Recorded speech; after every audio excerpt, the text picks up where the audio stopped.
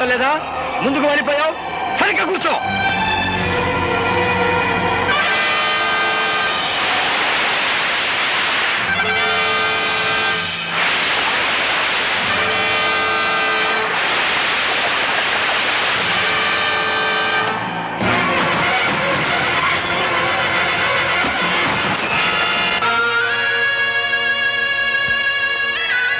అమ్మా, ఇప్పటికే చాలా ఆలస్యమైపోయింది.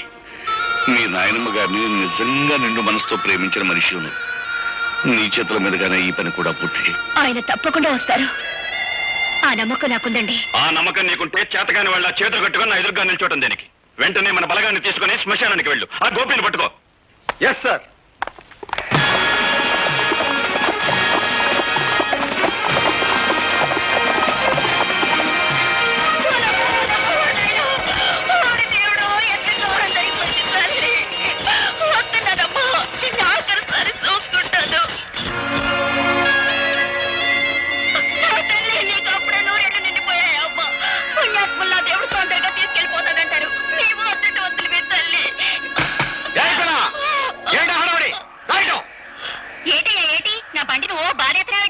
ఏమిటా ఏడుపులో? ఇంతగా ఉన్నావు? సూర్యచంద్రరావు పంపితే వచ్చాను.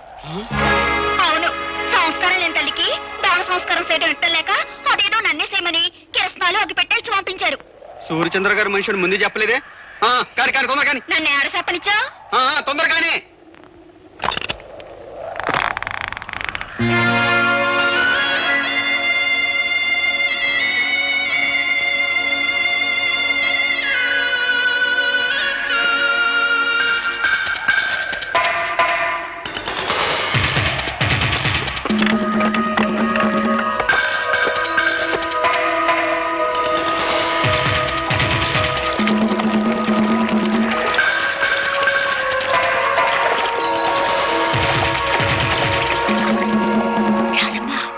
గోపి బాబు ఆ బంట్లో ఉన్నాడు.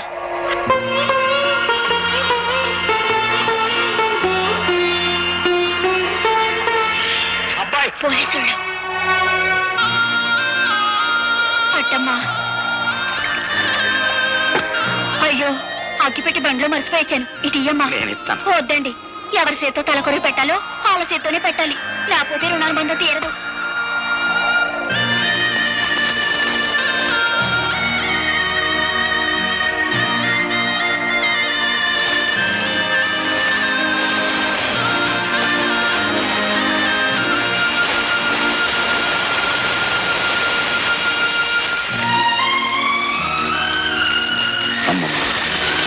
ప్రత్యక్ష సాక్షి పేరుతో నీ చావుకు నేను కారకునయ్యాను.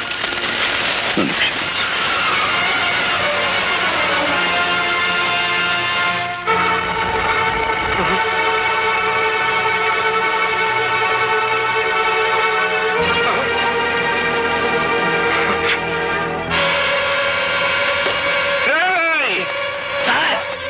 నా ఇంటి చుట్టూ 100 పోలీసులు కాపలా ఉంచుతారని ఆ ఇన్స్పెక్టర్ అశ్రీ గారు చెప్పారా? ఎక్కడ తెచ్చాడు? ఈలోగా మమ్మల్ని ఏర్పాటు చేశాం కదా సార్. ఎవరైనా చంపాలో చెప్పండి. మా అమ్మకి అంత్యక్రియలు జరిపించేశాడంట. నాకు అంత్యక్రియలు జరపడానికి వచ్చేస్తున్నానని ఫోన్ చేశాడు రా గోపి గారు. చెప్తారా? ఆ అంత్యక్రియలు జరిపించండి.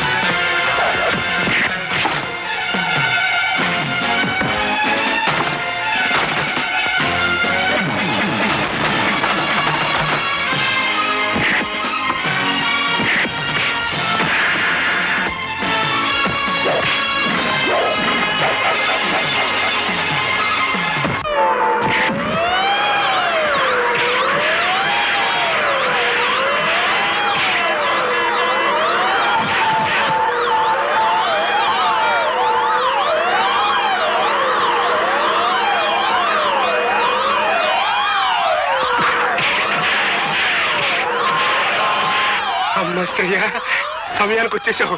వస్తరా.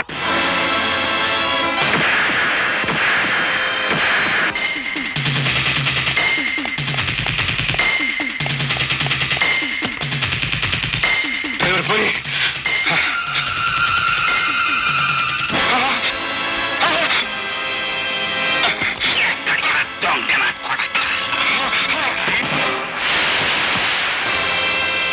మోసం చెయ్యటం నీకొక్కడికే తెలిసిన విద్య కాదురా. అదే మోసానికి నేను దిగజారితే నీ బతుకు చూస్తుంటా.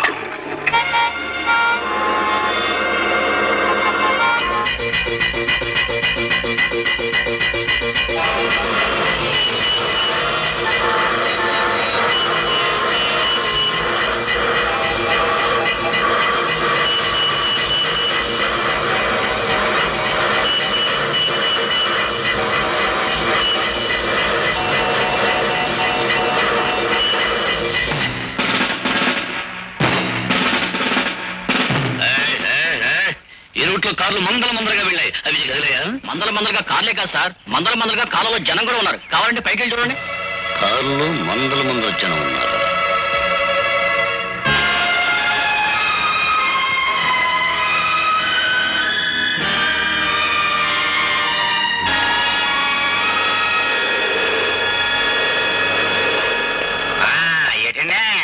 వంటశాల మీదకి మిడతల దండ వచ్చినట్టు మీ పోలీసులు అంతా ఒకేసారి వచ్చారు.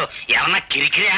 మిమ్మల్ని అందరూ అరెస్ట్ చేసి తీసుకెళ్ళడానికి ఫుల్ పవర్ తో వచ్చాం. మమ్మల్ని అందరినీ అరెస్ట్ చేయాలంటే ఈ ఊరు జనాభా 7,500, మీ జీపులు 5 సాలం. ఇంతకీ మమ్మల్ని ఎందుకు అరెస్ట్ చేస్తున్నారో చెప్పనే లేదండి. జైల్లోంచి తప్పించుకున్న గోపి మీలో ఉన్నాడని మా నమ్మకం. బాలే కనిపెట్టేశారండి. నేనేనండి గోపిని. నేనండి గోపి, నన్ను అట్టుకెళ్ళండి. అబ్బా నేనే గోపిని, నన్ను అట్టుకెళ్ళండి. నేనే గోపి.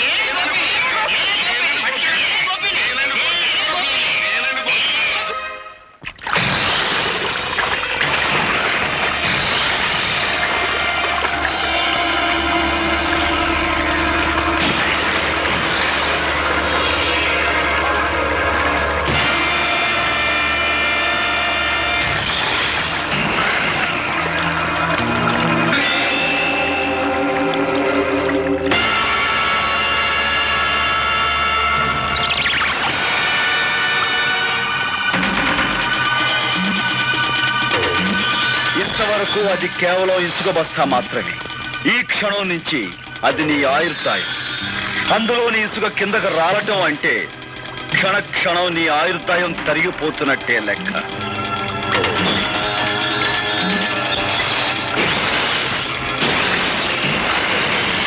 నూరు గొడ్లు తిన్న రాబందు కూడా ఒక్క గాలివానకు చచ్చినట్టు ఎంతో మంది హత్య చేసిన నీ ప్రాణాలు ఇప్పుడు నా గుప్పెట్లో ఉన్నాయి. అమ్మో, ఇసుకంత కాలిపోతుంది. నువ్వు ఇక్కడి నుంచి ప్రాణాలతో బయటపడాలి అంటే నువ్వు చేసిన నేరాల గురించి నీ నోటితో నువ్వే చెప్పాలి. అయితే చెప్పు, మా నాన్నను చంపించావు. నేనే, కానీ ఆ పని చేసి చాలా ఏళ్ళు అయిపోయిందిగా. ఇంకా గొడవ వదిలే. ఆ గొడవ వదిలేసిన ఇంకా 2 హత్యల గొడవ ఉందిగా. పులిరాజును చంపిందెవరు? కథ కాలిపోతుంది. చెప్పు బాబోయ్, పులిరాజును చంపిందెవరు? గారి పేక మీద కాలేసి తొక్కి చంపింది నేనే. కానీ అలా తొక్కమని చెప్పింది, నా చేత తొక్కిచ్చింది ఆయన రాత్రి గడే. మా అమ్మమ్మని, అదే నీ కన్న తల్లిని. మమ్మల్ని చంపని చెప్పింది, చంపించింది కూడా ఆశ్రయ గడే.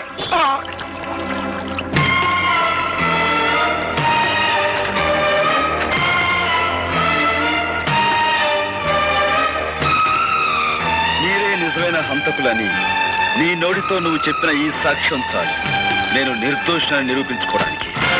సాక్షికం దొరికిందని సంబరపడిపోక నన్ను నిరికించడానికి నీ తరం కాదు కదా, నీ అమ్మమ్మ తరం కూడా కాదు. This is Assyria.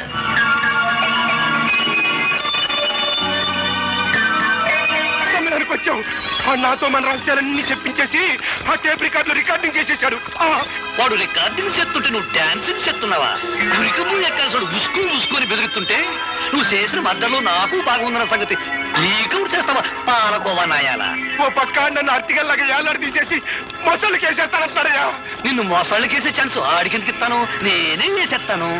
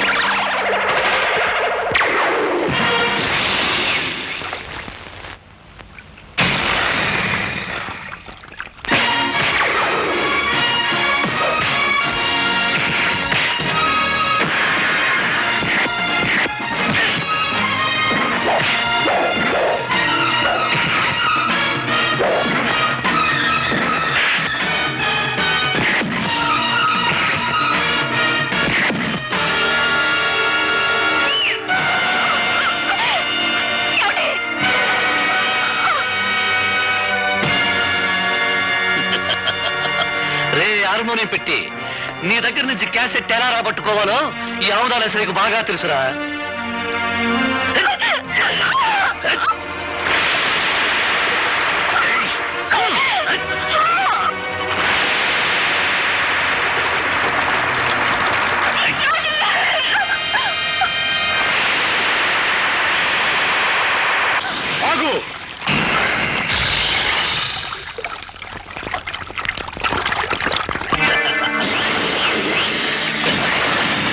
రాజును సంపడంలోను నీ అమ్మమ్మను సంపడంలోను నా హ్యాండ్ ఉందని వాడు చెప్పిన మాటన్ని ఈ క్యాసెట్ లో ఉన్నాయని తెగ సంబరపడిపోతున్నావు.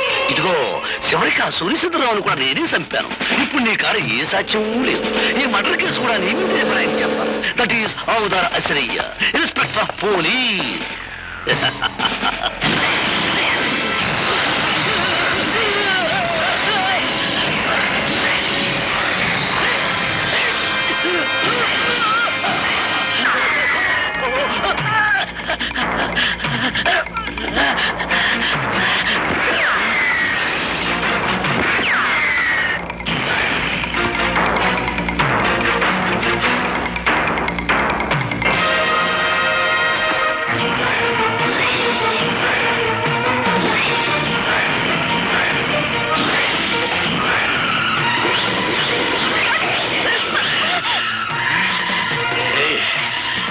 ఎక్కడికి పోతా యాదారు అసలు చేతులు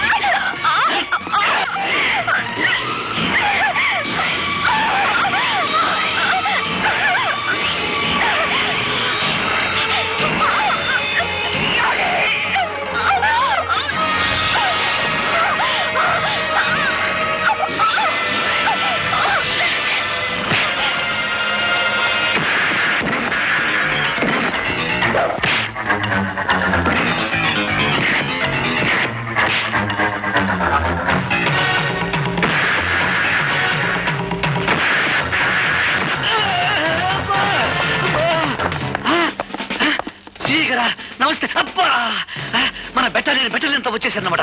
సార్, ఈ అవతల వ్యక్తి ఆ హంతకుడు పట్టుకున్నాం. అది హంతకుడు. అరెస్ట్ చేయం. వెరీ గుడ్, చాలా మంచి పని చేశారు. మన డిపార్ట్మెంట్ కి మంచి పేరు తీసుకొచ్చారు సార్. ముందు ఈ ఇన్స్పెక్టర్ అసలేను అరెస్ట్ చేయండి. నేనే తప్పు చేశాను సార్, నన్ను అరెస్ట్ చేస్తున్నారు. నువ్వేం తప్పు చేశావా? నీకంటే ఆ గోపి చాలా తెలియని వాడు. నువ్వు ఈ మాట అంటావని చెట్టుకో మైకు పుట్టుకో స్పీకర్ అరేంజ్ చేశాడు.